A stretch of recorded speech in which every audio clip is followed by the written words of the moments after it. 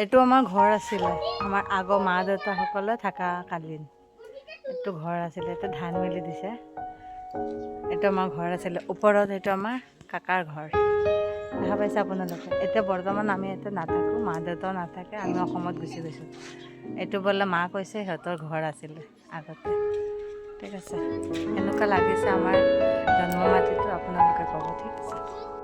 আৰু এইটো আমি যেতিয়া ফুৰিব যাই আছিলোঁ গাড়ীৰ কৰি কিনে, তেতিয়াৰ অলপ মোমেণ্ট শ্বেয়াৰ কৰি দিলোঁ আপোনালোকৰ ওচৰত।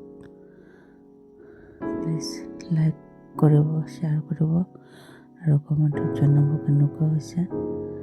আৰু এইটো চাওক, মোৰ কাকা হয়। আমাক চাই কিনে কাকা কান্দিব লৈছিলে, কান্দিছিলে অলপমান। তো একো মাইণ্ড নকৰিব আপোনালোকে। প্লিজ লাইক শ্বেয়াৰ কৰি দিব, কমেণ্টত জনাব কেনেকুৱা হৈছে।